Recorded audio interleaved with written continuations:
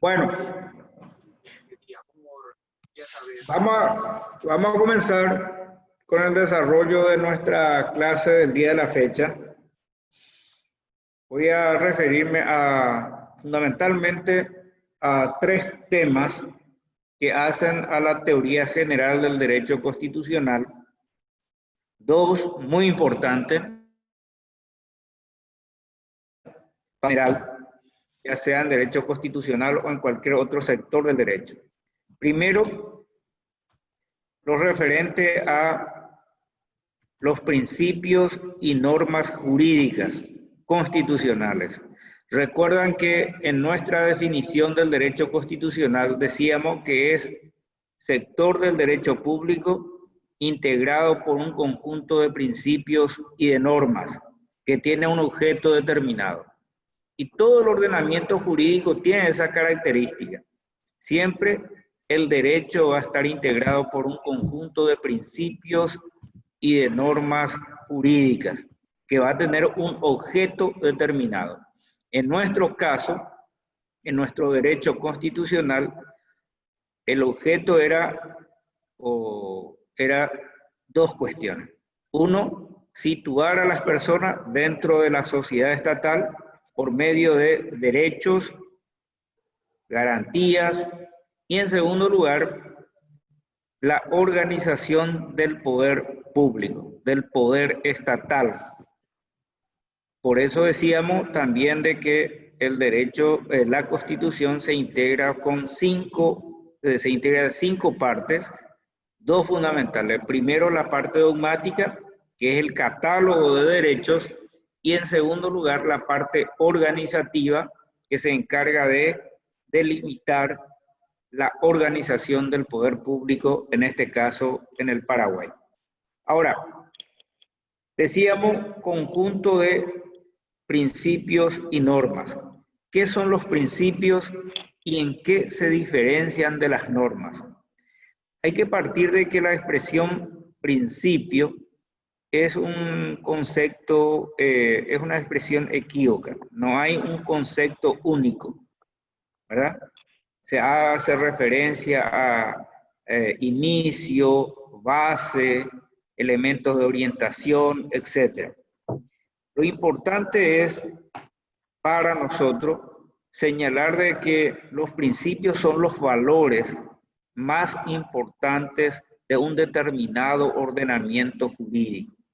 Así vamos a encontrar principios del derecho constitucional, del derecho administrativo, del derecho tributario, etc.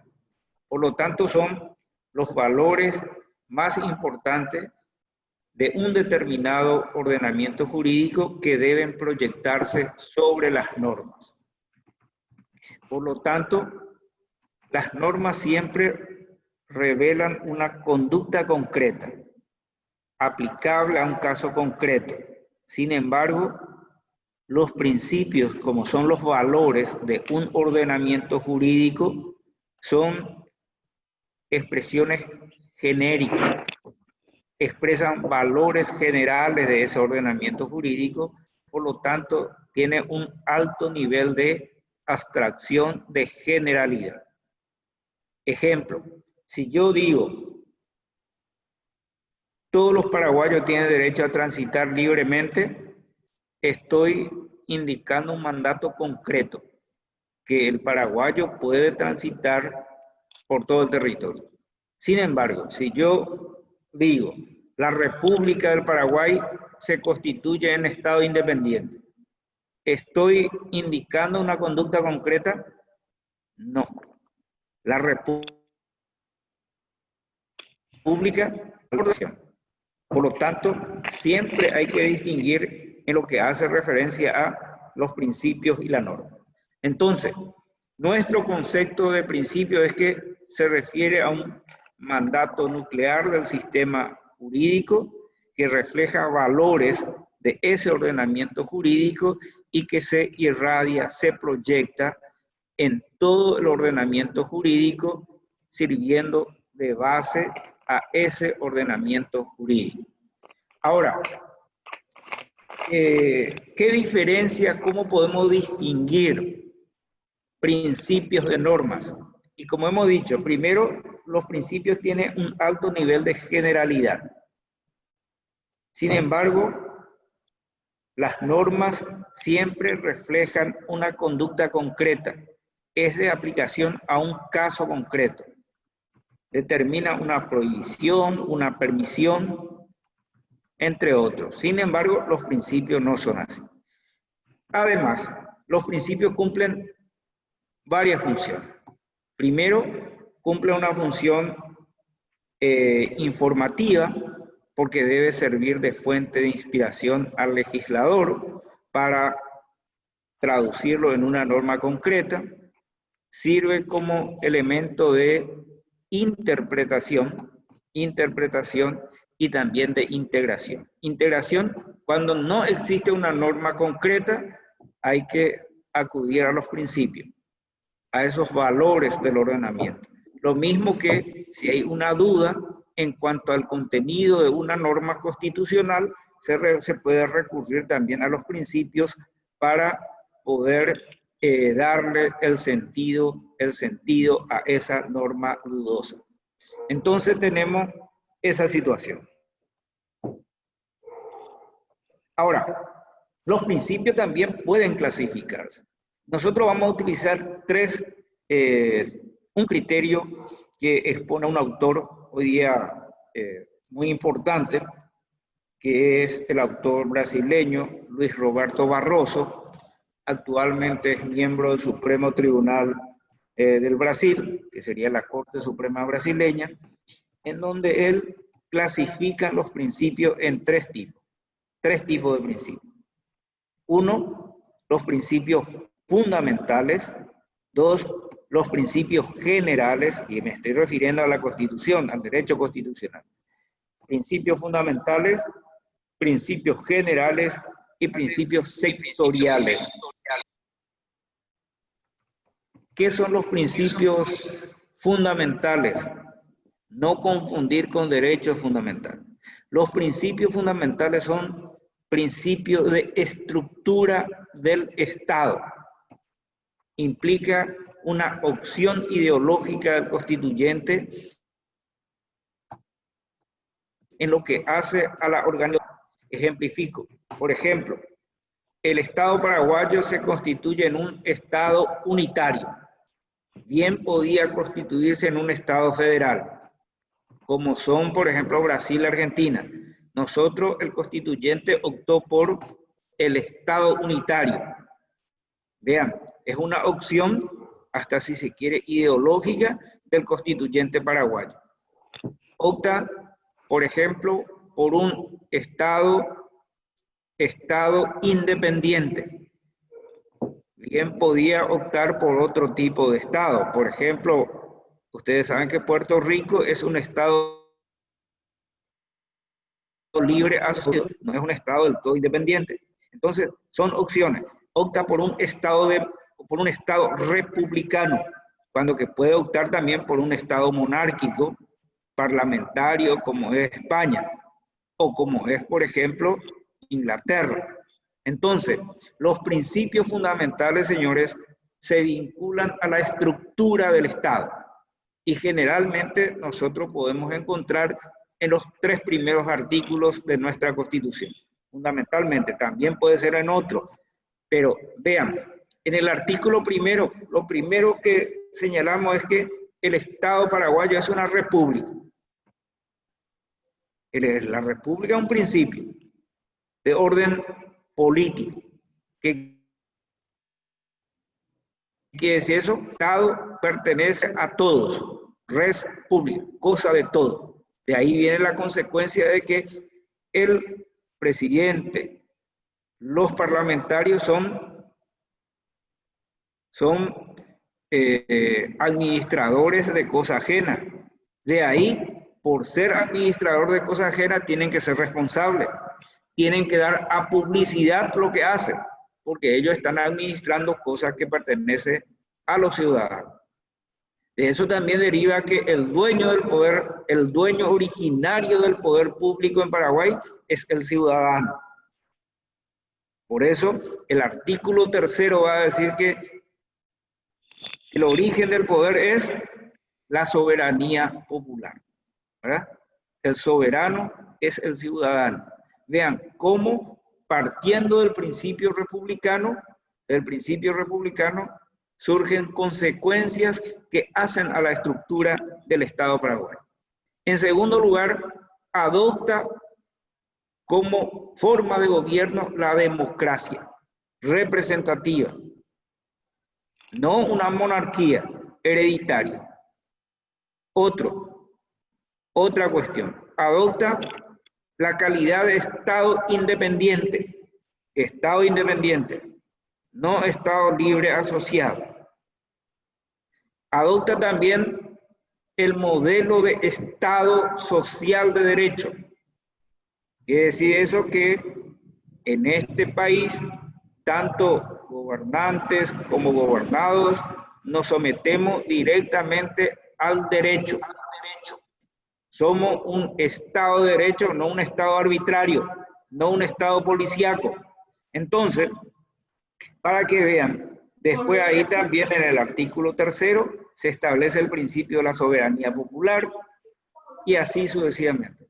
Estos son los principios fundamentales, principios fundantes del Estado paraguayo. En cuanto a los principios generales, ¿qué son los principios generales? Son aquellos principios que se proyectan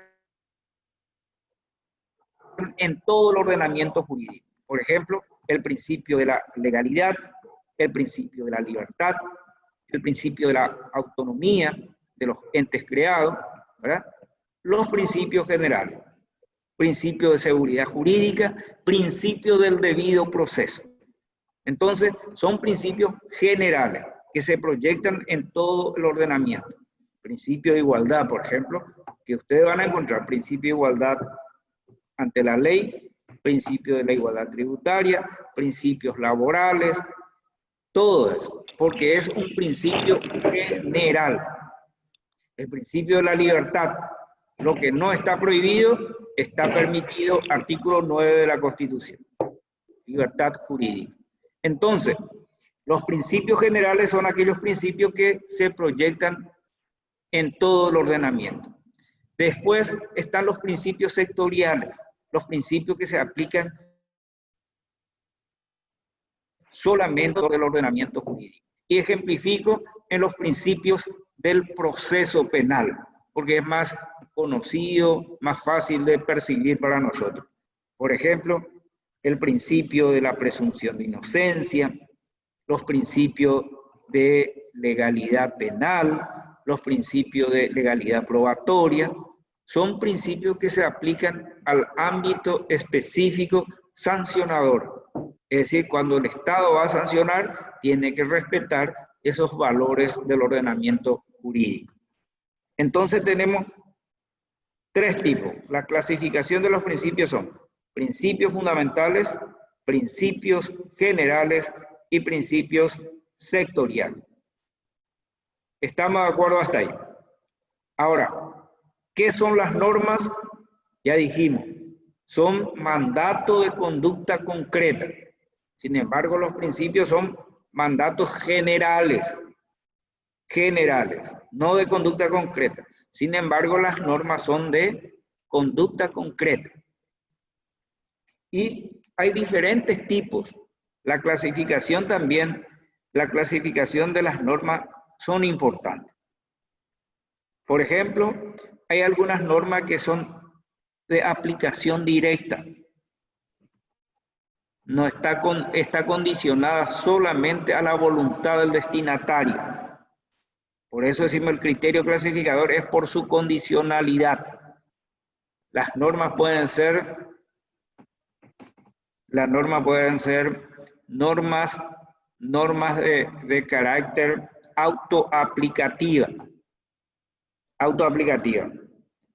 Y las normas pueden ser también condicionadas a una conducta del órgano público, ¿verdad? Primero se llaman, técnicamente, lo primero se llama norma operativa. ¿Qué significa eso? Que operan, se concretan con la sola voluntad del destinatario. Ejemplo, si yo quiero transitar por el territorio nacional, lo hago. Si no quiero, no hago. Si yo quiero expresarme por algún medio, lo hago, si quiero o si no, no. Si yo puedo peticionar a las autoridades, quiero peticionar, lo hago, si no, no. ¿Verdad? Entonces, la aplicación de esas normas constitucionales dependen solamente de mi voluntad, porque yo, como persona, soy el destinatario de esa norma. Pero hay algunas normas que son de carácter programático, que son programa de acción específicamente para las entidades públicas. Ejemplo, dice, el Estado organizará un sistema social, un sistema nacional de salud. Vean, para que se concrete ese mandato constitucional, el Estado tiene que actuar, tiene que organizar el sistema. O dice, el Estado fomentará el sistema, el pleno empleo. ¿Qué quiere decir eso? Que el Estado tiene que hacer algo. Tiene que incentivar, fomentar, ayudar para que se concrete el pleno empleo. Hay normas que generalmente podemos identificar este tipo de normas con el verbo. Como decimos en penal, con el verbo rector. El Estado impulsará, el Estado fomentará. Entonces estamos ante una norma programática, programa de acción gubernamental, de ahí su nombre. Sin embargo, el otro es operativo, depende solamente de la voluntad del destinatario. Sin embargo, hay otras normas que dependen de una acción posterior del Estado. ¿Se puede captar la diferencia?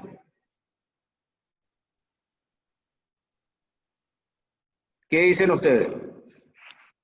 ¿Se entiende o no? ¿Hay duda? Clasificación de norma de acuerdo a su condicionalidad en operativa y programática.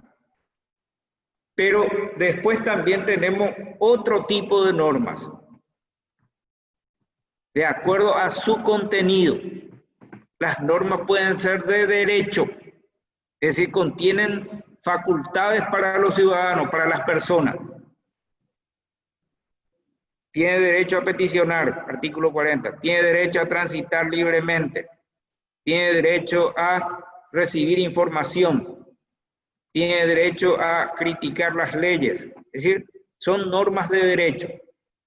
Pero también hay normas que son normas de organización.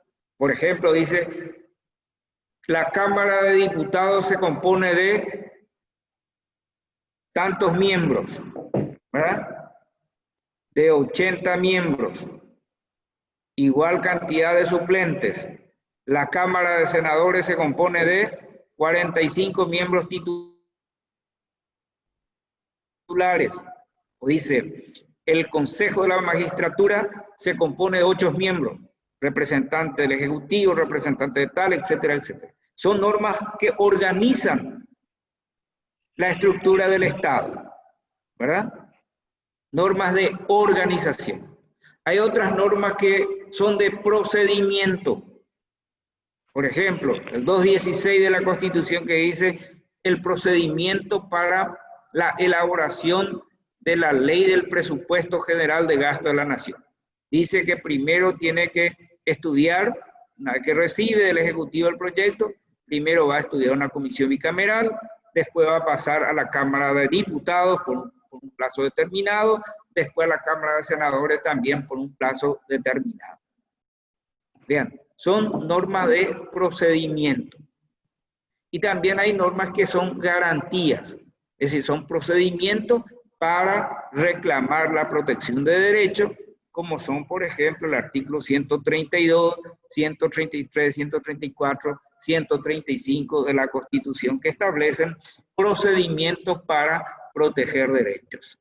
Entonces, si yo le pregunto clasificación de las normas según su contenido, ustedes ya tienen que captar de que se tratan de normas de derecho, norma de organización, norma de procedimiento, normas de garantías. Y los ejemplos de las normas que ustedes después pueden leer en el texto constitucional ya lo hemos indicado. En cuanto a su condicionalidad o eficacia,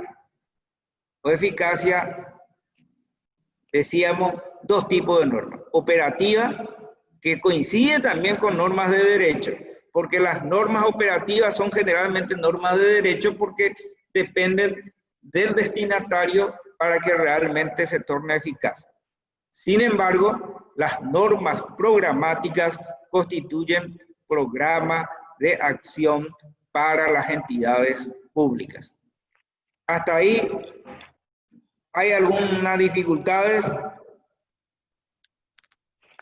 No hay, el silencio otorga, ¿verdad? Entonces, avancemos un poco más. Tenemos tipo de norma, ¿verdad?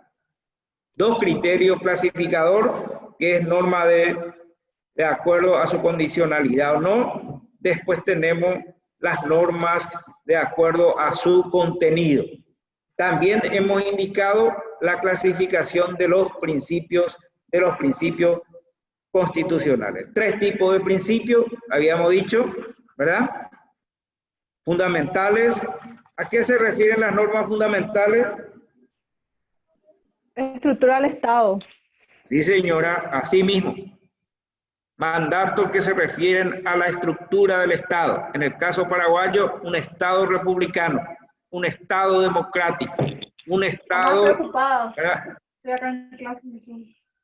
Sí. Muy bien. Entonces, después están los actos constitucionales. Son actos que ordena la propia Constitución, ¿verdad? Acto de designación de un funcionario, como por ejemplo, cómo se designa un ministro de la Corte Suprema. Está en la propia Constitución. En el acto participan, por ejemplo, tres órganos: Consejo de la Magistratura, eleva la terna, lo designa el Senado y después el acuerdo del presidente de la República. Acto constitucional. Acto para declarar un estado de excepción. Está indicado en la propia Constitución. A eso se refiere acto constitucional, ¿verdad? Ahora, eso en cuanto a la lección número 5.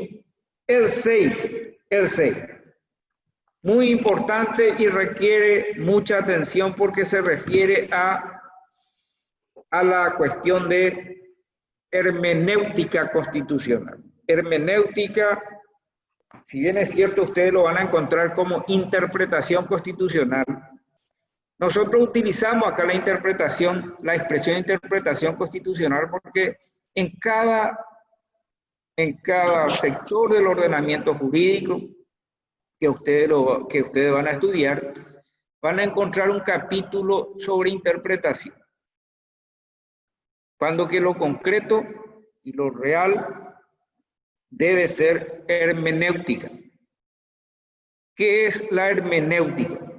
Y es el conjunto de reglas que establece la dogmática jurídica para resolver tres problemas que se presentan a quien va a aplicar el derecho a un caso concreto. Vean, conjunto de reglas elaborada por la dogmática jurídica, por la ciencia jurídica, para resolver tres problemas que se pueden presentar a un aplicador del derecho en un momento determinado. Es decir, cuando uno va a aplicar el derecho se le puede presentar uno de estos problemas. Y esos son los problemas hermenéuticos. ¿Por qué se hace alusión a la expresión hermenéutica? Porque es en alusión al Dios del correcto pensamiento, al Dios de la mitología griega del correcto pensamiento, que es Hermes. Entonces, si nosotros pensamos correctamente, entonces estamos realizando una tarea hermenéutica para el momento de aplicar la norma al caso concreto. ¿Cuáles son los tres problemas que se nos pueden presentar cuando como juez, por ejemplo, tenemos que aplicar una norma a un caso concreto? Tres problemas. Primero, la duda normativa. Es decir, tenemos una norma que tenemos que aplicar, pero tenemos una duda con respecto al contenido de esa norma. Por ejemplo, dice la Constitución, no habrá fianza excesiva. Pero ¿cuándo es la fianza excesiva? Ustedes saben. 1 millón, 2 millones, 10, 20, 100. Vean, tenemos un problema en la expresión excesiva, que es una expresión que genera graduación. Lo excesivo, ¿de qué momento es? O dice la norma, el artículo 134 dice, el que se sienta afectado, lesionado en su derecho por un acto ilegítimo. ¿Cuándo lo que el acto es ilegítimo? ¿Verdad? Entonces tenemos un problema de duda en cuanto al contenido de la norma. Entonces, ante la presencia de una duda, tenemos que... ¿Y cuáles son las técnicas para resolver? Y vamos a ver enseguida cuáles son los argumentos interpretativos o métodos de interpretación. Segundo problema que puedo tener es que no hay la norma. No existe la norma. Hay ausencia de norma constitucional, por ¿Eso ejemplo. no es laguna jurídica? Y es una laguna, una ausencia de norma. Es una laguna, es una omisión. Generalmente ustedes hacen referencia a laguna. Yo no utilizo la expresión laguna, no me gusta, porque en la laguna hay agua y acá no hay nada. Entonces hay una omisión. Hay un vacío normativo. Ejemplifico. Ustedes si leen la Constitución van a encontrar que el artículo 191, por ejemplo, dice que el legislador no puede ser procesado directamente, ¿verdad? Primero hay que quitarle el fuero. No podrá ser procesado penalmente. Si se forma causa contra el legislador, entonces hay que pedir su desafuero. Vamos a suponer que el presidente de la República va manejando su vehículo y ahí en el cruce de Coronel Oviedo aparece un motociclista de esos que tanto hay por ahí. Se le cruza, ¿verdad? Y hay un accidente. Le atropella y por ahí tanta mala suerte hay un homicidio culposo, ¿verdad? La pregunta es, ¿se le puede procesar directamente al presidente de la República o tiene como el legislador inmunidad? Tiene inmunidad. ¿Por qué? ¿Cuál es el respaldo jurídico normativo?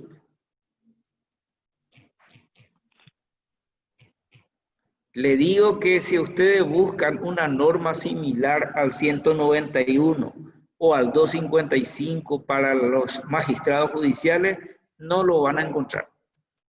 Hay un vacío con respecto a la inmunidad del presidente de la República, ¿verdad? Hay un vacío legal. No existe la norma que confiere inmunidad de proceso ni ningún tipo de inmunidad. Es el típico caso de vacío constitucional. Pero igual vamos a tener que resolver y vamos a ver cómo vamos a hacer. Tercer problema que podemos encontrar. El tercer problema que podemos encontrar es la abundancia de normas. ¿Qué quiere decir eso? Que hay dos normas que regulan la misma situación, pero en forma contradictoria. Dice A, acá se puede hacer esto, en el otro dice no se puede hacer. Por ejemplo, el artículo 17 de la Constitución dice que una persona no puede ser procesada 2 veces por un mismo hecho. ¿Verdad? Procesada y sancionada por un mismo hecho. La prohibición de la doble persecución. Sin embargo, el artículo 155, 125 de la Constitución dice que si una persona es sometida a enjuiciamiento político y, por ejemplo, pierde el cargo por destitución, dice, después se le tiene que, si se le destituye por la comisión de delito, posteriormente hay que remitir la causa a un juez penal. Es decir, va a haber dos sanciones. Ya se le sanciona en el Parlamento y pierde el cargo y se le va a sancionar otra vez en el ámbito penal. ¿Sí o no? Y el 17 decía, a una persona puede sancionar una vez por un mismo hecho. Vean que hay contradicción. Por lo tanto, tenemos 3 problemas hermenéuticos. 1, la duda en cuanto al contenido de la norma. Mi ejemplo es fianza excesiva y legitimidad del acto, pero hay cantidad de situaciones. Por ejemplo, dice, el recinto privado es inviolable. ¿Qué es lo que es recinto privado? La casa, la habitación, la oficina. ¿Cuál es? Vean, hay una cantidad de expresiones normativas que pueden generar duda en cuanto a su contenido concreto. Y ante esa duda, ¿por qué hay esa duda? Y por la formulación del lenguaje normativo o constitucional, porque la expresión es ambigua o es vaga, ¿verdad? Entonces genera duda en cuanto a su contenido concreto. Entonces hay que interpretar. ¿Y cuáles son los argumentos interpretativos? 1, el argumento literal. Literal, lingüístico. ¿Qué quiere decir eso?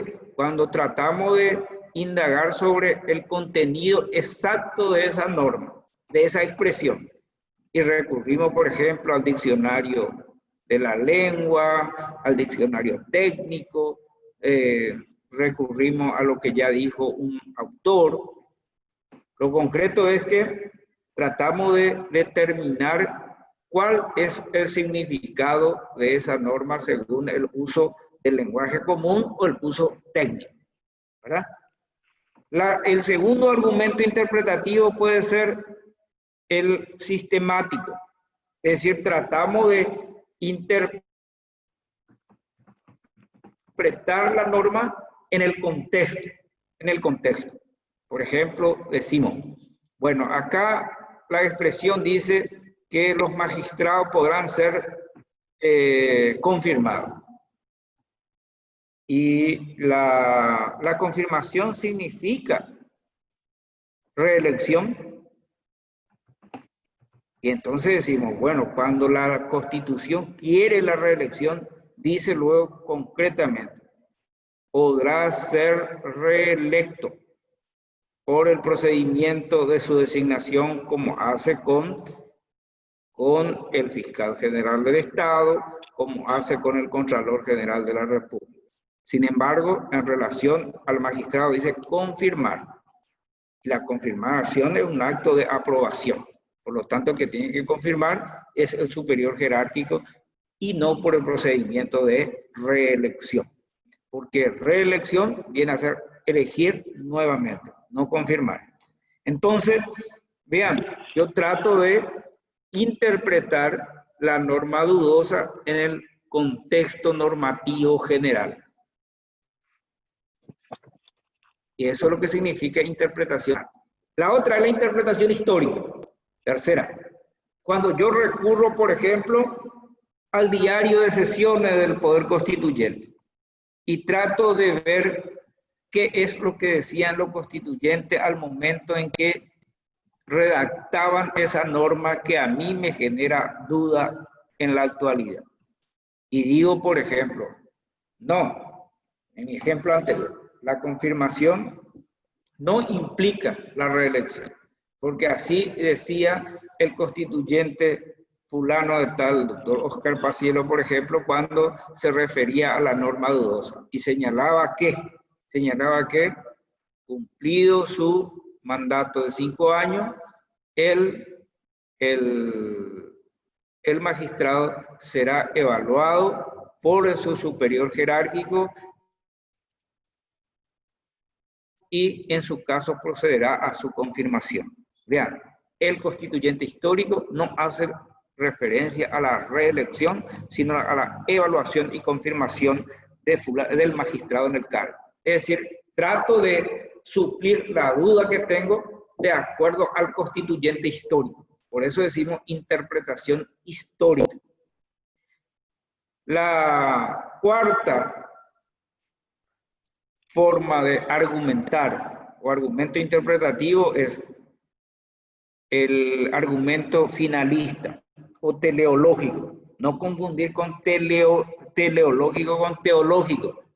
Teleológico es de finalidad, viene de telos, fin, de la mitología griega. El fin, el telo era tocar el punto de la estaca que implicaba ganar la Olimpiada, por ejemplo. Entonces ahí viene teleológico, finalidad. ¿Cuál es el fin de la norma? ¿Cuál es, diríamos en penal, cuál es el bien jurídico que pretende proteger la norma? Entonces yo puedo decir, la finalidad de esto es aprobar la buena conducta, el buen trabajo del profesional magistrado. Por lo tanto, se ajusta a la finalidad tal cosa. Vean.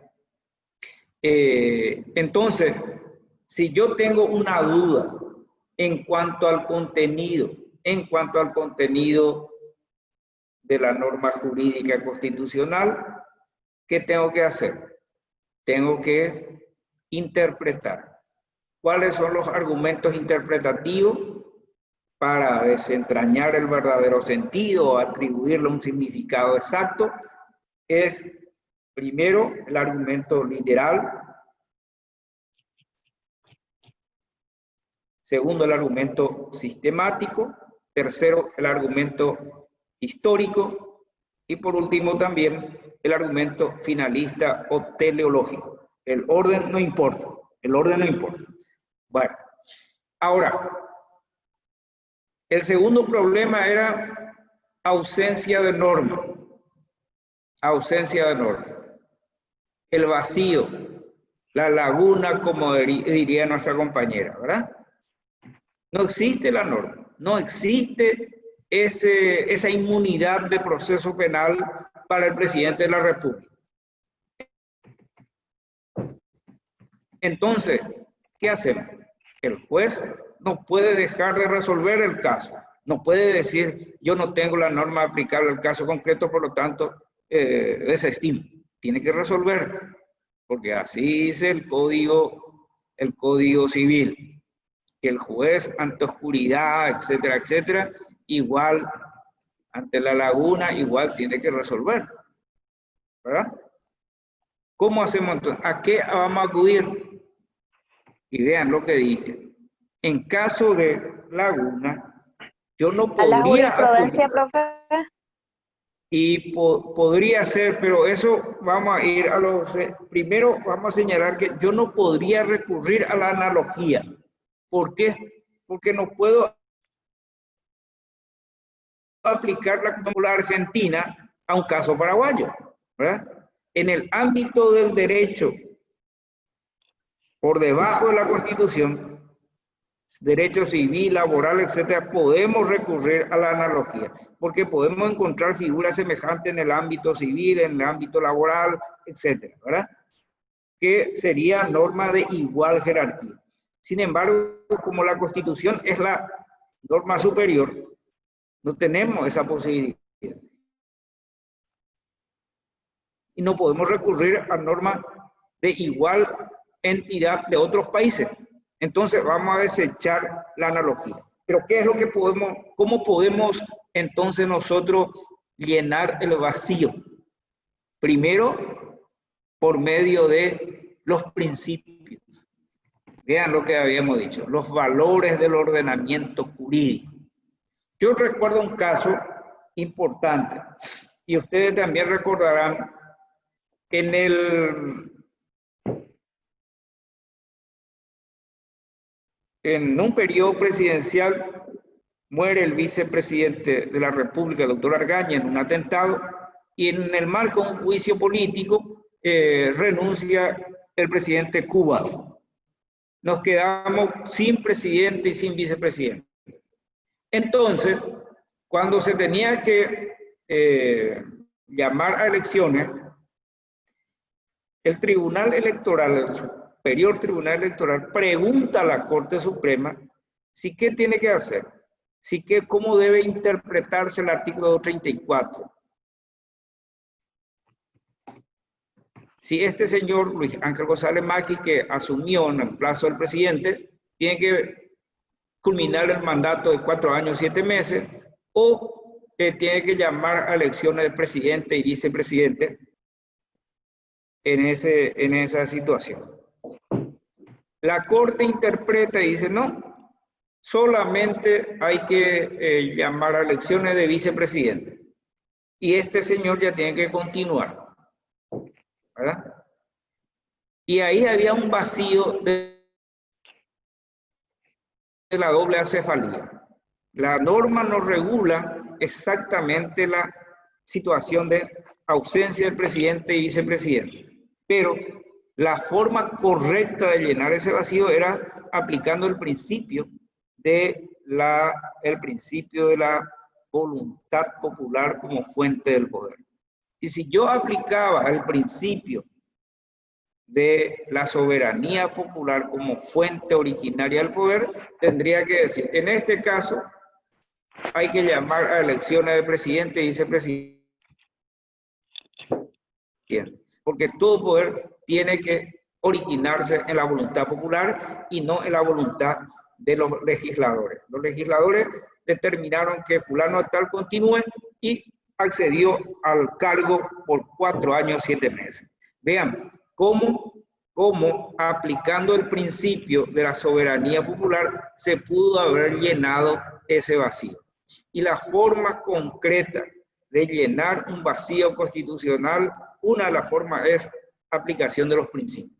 Segundo, a través de argumentos lógicos. ¿Qué significa eso? Y el argumento, por ejemplo, a fortiori. ¿Qué significa eso? Con mayor razón. Y ese ejemplo que yo di del presidente de la República que no tiene inmunidad de proceso penal, el doctor Evelio Fernández Arévalo en su obra Órganos Constitucionales del Estado, también reconoce la omisión con el tema que yo planteé. Pero él llena ese vacío constitucional con el argumento a fortiori. ¿Por qué? Porque dice, los ministros del Poder Ejecutivo, que son inferiores jerárquicos del presidente, tienen inmunidad. Y si los inferiores jerárquicos tienen inmunidad, con mayor razón debe tener el superior. Es decir, llenan el vacío constitucional con el argumento lógico del a fortiori. También hay otro argumento lógico que se puede utilizar para llenar el vacío constitucional. El argumento del a contrario sensu. ¿Qué quiere decir eso? En sentido contrario. Por ejemplo, si decimos, todos los paraguayos pueden ser candidatos a presidente de la República. A contrario censo, los extranjeros no pueden ser. Es decir, el extranjero, no hay una disposición constitucional que diga los extranjeros no pueden ser candidatos a presidente, ¿verdad? ¿Qué hacemos si un extranjero viene y dice quiere inscribir? Pero iba a decir, no, pero no está prohibido. ¿Dónde está prohibido? ¿Se dan cuenta? Entonces, se puede construir una norma inexistente a través de una norma que existe. Lo que existe es, solamente los paraguayos pueden ser candidatos a presidente. A contrario censo, los que no son paraguayos no pueden ser candidatos a presidente. Es decir, estoy construyendo una norma que no existe a partir del argumento en sentido contrario, a contrario censo. Entonces tengo dos formas de llenar el vacío constitucional: principios y argumentos lógicos. Dos argumentos lógicos, a fortiori y a contrario censo. Ahora, tercer problema. ¿Cuál era el tercer problema? Abundancia, antinomia. Antinomia constitucional. ¿Cómo se resuelven las antinomias a nivel del derecho en general? Con tres criterios, ¿verdad? Primero, el criterio jerárquico. Una norma superior prima sobre la norma inferior. Pero como nosotros tenemos una antinomia constitucional, todas las normas constitucionales son de igual jerarquía. No podemos utilizar el criterio jerárquico, ¿verdad? Vamos a desechar. Segundo, criterio cronológico. Una norma posterior prima sobre la norma anterior. Tampoco podríamos utilizar este criterio. ¿Por qué? Porque todas las normas constitucionales son del 20 de junio de 1992. No podríamos utilizar el criterio de norma posterior prima sobre la norma anterior. El tercer criterio es el criterio de la especialidad. Una norma especial prima sobre la norma general. Hay algunas normas que son de carácter general a nivel constitucional y otras de carácter especial. Por ejemplo, en el capítulo Disposiciones Generales del Poder Judicial están reglas generales para el Poder Judicial y después están normas especiales para ministros, para magistrados en general. Entonces, si hay una contradicción entre la norma general del capítulo del Poder Judicial y lo referente a magistrados, entonces los de magistrados son especiales. Tendría que primar la norma especial. Pero no abundan la diferencia entre normas generales y normas especiales en la Constitución. Pero hay algunos, ¿verdad? Hay algunos. En ese caso, sí existe, si podemos distinguir entre norma general y norma especial a nivel constitucional, sí. Por ejemplo, hay una norma general para todos los funcionarios, 106. Dice, por ejemplo, que todos los funcionarios que actúan incorrectamente, irregularidad en el ejercicio de la función, son responsables. Es decir, la norma, el principio general aquí es que todo funcionario que incurra en error, que cause daño, asume responsabilidad. Pero el artículo 11, el artículo 17.11 de la Constitución dice que si hay error judicial, responde el Estado. Acá dice, si hay error del magistrado, que es funcionario público, va a pagar el Estado. El 106 dice, si hay error de un funcionario público, llámese magistrado o lo que sea, paga el magistrado. ¿Cuál es aplicable en este caso? ¿Cuál es norma especial y cuál es norma general? El 106 es una norma general y el 17 es una norma especial porque es solamente aplicable a funcionarios que están involucrados en un proceso judicial. Por lo tanto, tiene que primar la norma especial sobre la norma general. Vean, eso sí podemos aplicar. Ahora, cuarto, y es el segundo que se puede aplicar en derecho constitucional. La regla de ponderación, el criterio de ponderación de bienes jurídicos. Por ejemplo, a veces hay una contradicción de derecho para el caso concreto. Se publica algo contra un funcionario público o contra una persona que se considera afectado en su honor por esa publicación. Y viene la prensa atacada por esa publicación y dice, bueno, pero yo tengo derecho a la libre expresión, libertad de prensa. Entonces tengo ya una antinomia de derecho entre derecho al honor y derecho a la libre expresión. O puede ser, por ejemplo, aquellas personas que por su religión no aceptan, por ejemplo, transfusión sanguínea. Y vienen los hijos y solicitan al juez que se le obligue judicialmente porque está en juego su vida. Ahí estaría en juego la libertad religiosa, el derecho religioso y el derecho a la vida, el derecho a la salud. Entonces, se puede ponderar los bienes jurídicos en juego.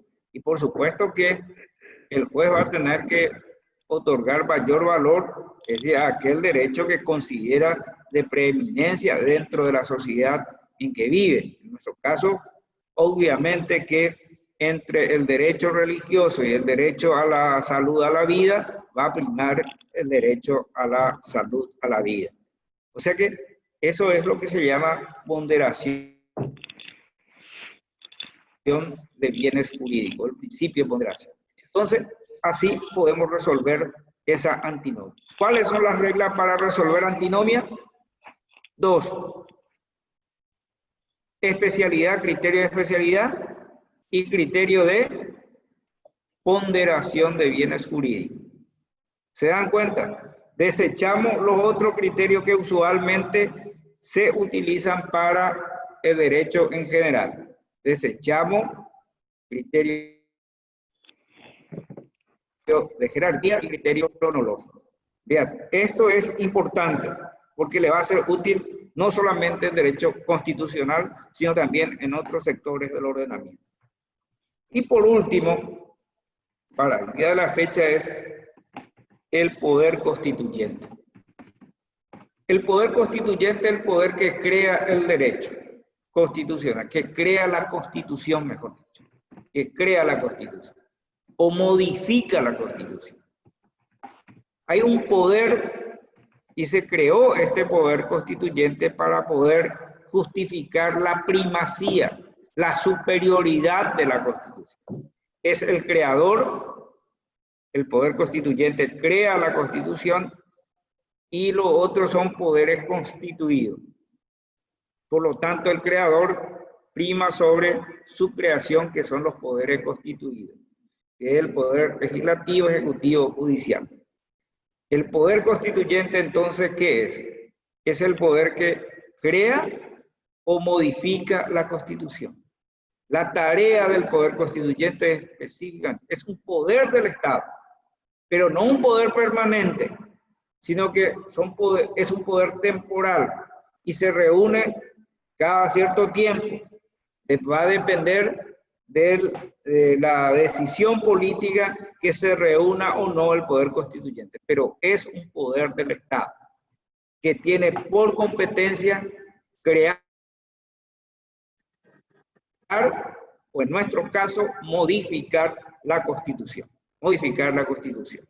Ahora, de acuerdo a la función que cumple el poder constituyente, va a ser originario, aquel que crea por primera vez la Constitución, que bien puede ser para algunos el Congreso de 1816, que crea no la Constitución, pero el primer intento de juridizar el poder en el Paraguay, que fue el reglamento de gobierno de 1813, no 1816, 1813.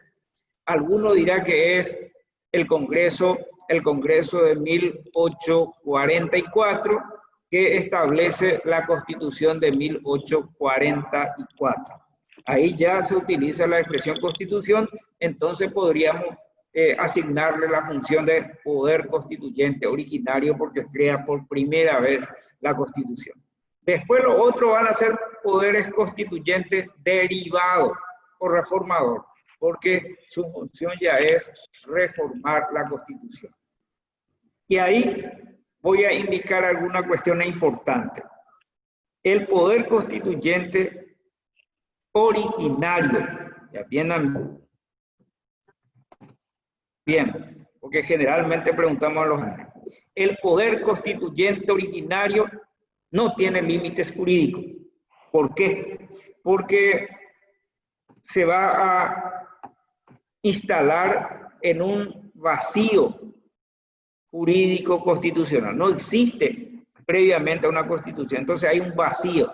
Por lo tanto, no hay límites jurídicos al poder constituyente originario.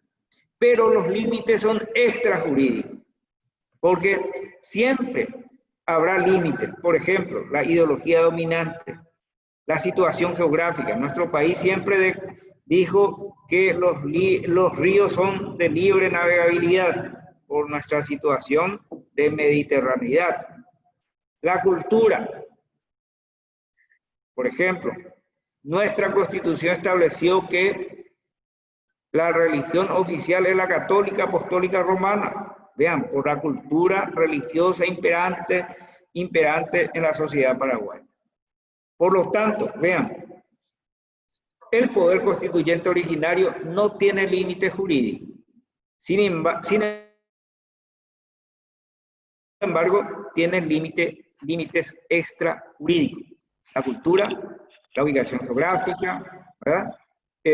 La ideología, todo eso. Ahora, el poder constituyente derivado, por ejemplo, la nuestra, la de 1992, es un poder constituyente derivado, reformador. Y si se reuniera en el futuro, como siempre se hace referencia cada vez que hay cambio de poder, de gobierno, se habla de la reforma constitucional. Cada vez que se quiere establecer la reelección, se habla de modificar la Constitución.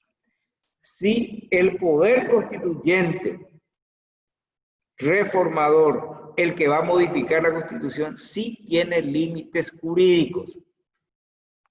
Recuerden eso. Primer límite es el procedimiento para la Constitución. Primera cuestión, el procedimiento para la Constitución. Y el segundo es en cuanto a su instalación y toma de decisión, también está limitado por las reglas del debate, el procedimiento del debate. ¿Por qué? Porque las decisiones se toman por mayoría, porque nuestro poder constituyente tiene que ser un órgano plural. Entonces las decisiones tienen que tomarse por mayoría. Y además, a veces se limita el contenido, porque a veces se dice, esto nomás lo que se va a tener que reformar. Solamente se va a reformar lo referente a la organización del Poder Judicial, a la organización del Congreso. Lo otro no se puede tocar. Por lo tanto, vean que el poder constituyente derivado reformador tiene límites jurídicos en cuanto al procedimiento, en cuanto al contenido de su decisión. Su decisión debe limitarse a modificar la Constitución, no a asumir poderes que corresponden al legislativo, al ejecutivo ni al poder judicial. No es propio del poder constituyente. Entonces, limitarse a su función de modificar la Constitución y tiene que respetar el procedimiento para su instalación. Y por supuesto que siempre el poder constituyente sea originario o reformador, siempre va a tener límites extrajurídicos. Es decir, la cultura, la ideología imperante, la religión imperante, etcétera, etcétera. Bueno, y hasta ahí es lo que podemos indicar en el día de la fecha. ¿Hay alguna